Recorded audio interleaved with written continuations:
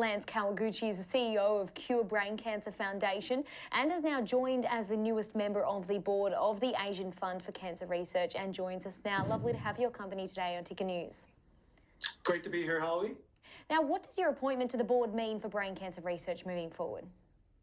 Well, it really allows Australia, but more specifically the brain cancer community, to really have a seat at the table at some of the most influential Asia and also global cancer research institutions. So this would allow us to get much more visibility because most people don't realize, Holly, that brain cancer is the 17th or 18th most diagnosed globally, but it's actually the #1 killer of children.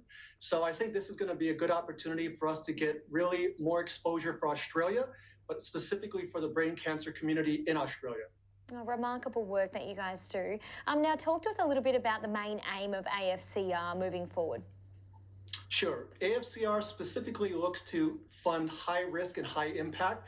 So similar to Cure Brain Cancer Foundation, they really try to focus on supporting the young researchers and also young early stage biotechs, where typically most people will focus on the later stage biotechs. So they also have a $600,000 award currently called the Brace Award that supports early stage biotechs. And similarly, we have a $2 million brain cancer accelerator, which supports Australian and New Zealand biotechs to get up and running.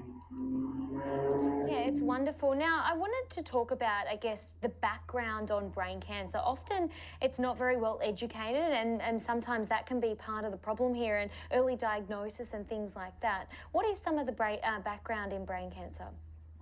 Well, background in brain cancer, there's about 1,900 diagnosed here in Australia. 1,500 unfortunately pass away. But as I mentioned earlier, Holly, it's the #1 killer of children. And I think what people need to focus on is that there hasn't really been any investment over the past 30 years.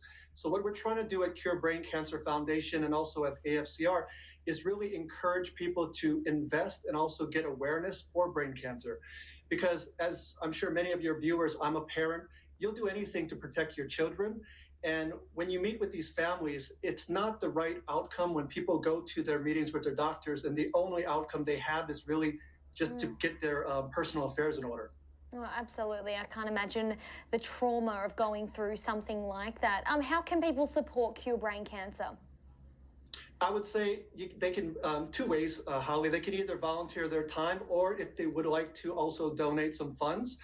I think what COVID has shown us, there's a direct correlation. The more funding and attention, we really can achieve things much quicker.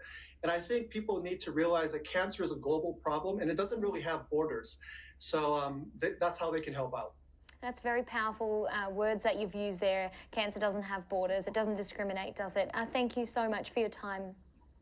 Great. Thank you for your time, Holly. Well, changing pace now to something a little lighter.